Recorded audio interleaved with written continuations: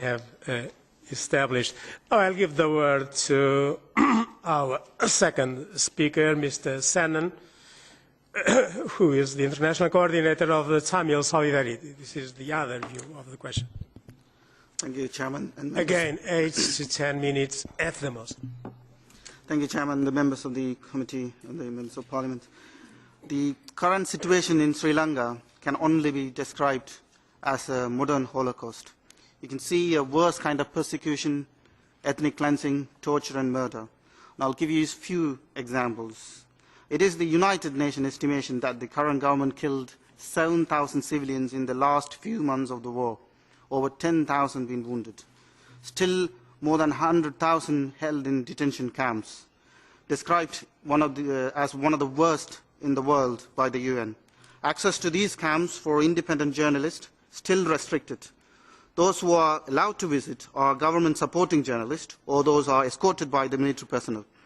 The medical facility is so poor, those who are released after 6 months of detention found to have pieces of shells in their body. Tamil Solidarity campaign, for which I am an international coordinator, is a regular touch with the people in Sri Lanka, as I am originally from Jaffna itself, that I am able to talk to some people. And from the information we have, the camps had not a single independent visitors. Independent journalists, activists are not allowed in. From these barbed wire military guard camps, people could not leave to freely talk about their horrific experience. Even those released were still in transit centres, one similar to the camps they left.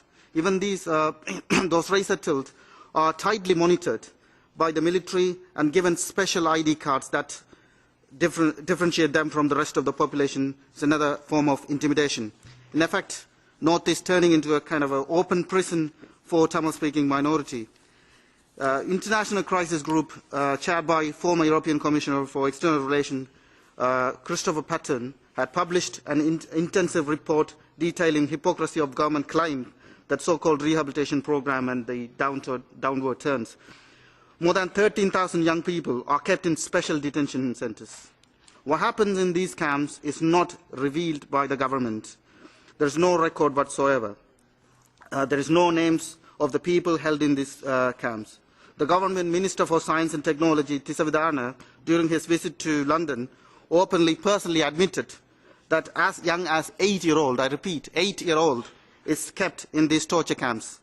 UN also confirmed the authenticity of the video clips published recently. These clips showed a brutal execution of the defenceless, abused prisoners. Channel 4 in Britain could not show the trophy videos of Tamil women killed, stripped naked, and filmed when their bodies are paraded. So those refugees managed to escape the country have given also the eyewitness reports of torture, rape in the camps.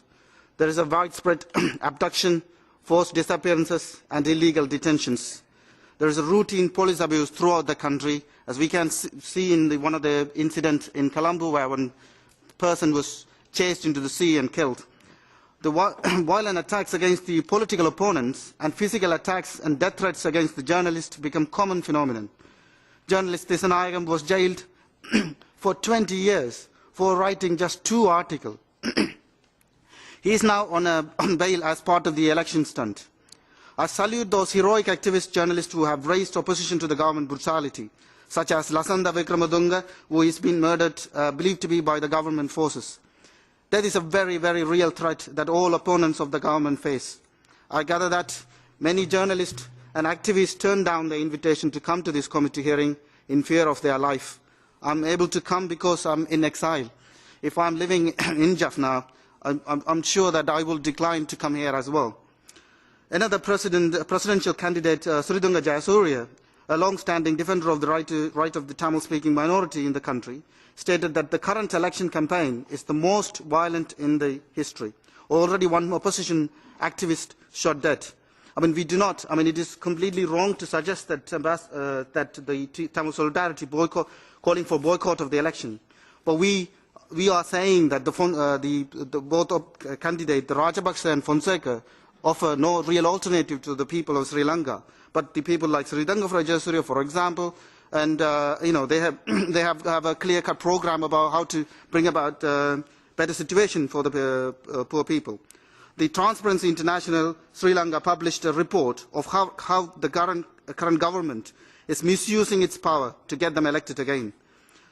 Some in this committee may say that the Sri Lankan government is acting against terrorism. Me and others in the Tamil society are opposed to terrorism. We do not agree with the methods of the Tigers.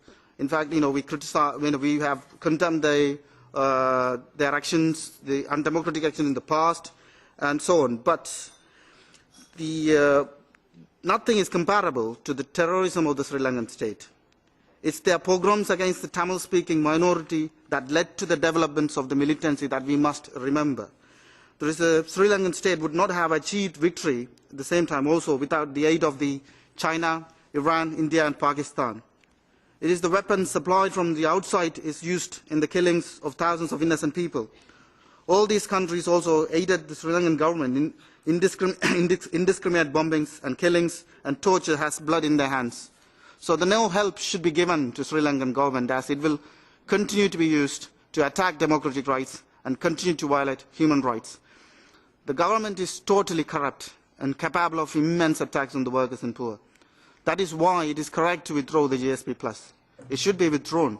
Sri Lanka is the most militarized country in the region. There are a number of reports published regarding how the Sri Lanka is topping all the list in the human rights abuse in the world, and certainly the most the human rights abuser in the region.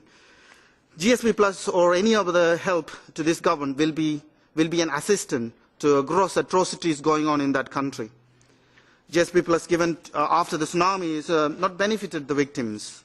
Workers who lost particularly in the textile sectors who lost the jobs after the tsunami has not given any aid at all. They are living in utter dire poverty and are still waiting to be assisted in their resettlement.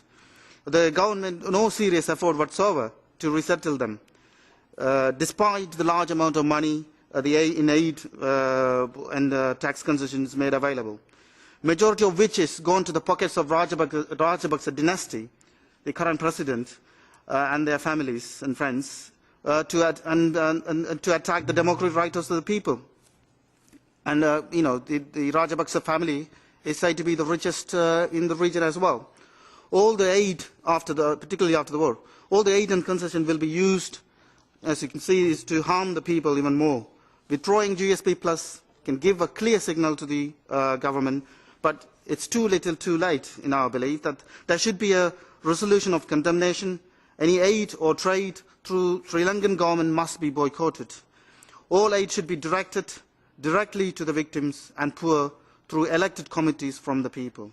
It's not just the Tamil, but the large number of Sinhala Muslims and other communities also angry how the government is continued to curtail democratic rights and continue to violate human rights.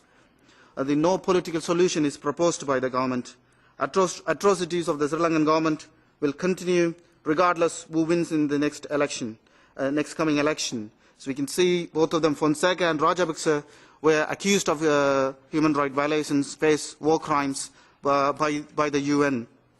And Tamil-speaking people, right of self-determination and democratic rights will continue to be denied. And it is very serious questions. I hope the committee considers its decisions carefully with the people in mind, with the large number of 250,000 people, significant number put in detention centres. In terms of percentage, it's majority of the Tamil-speaking minority in the country. So this is a horrific treatment of this government of its own people. So I hope the committee considers very carefully.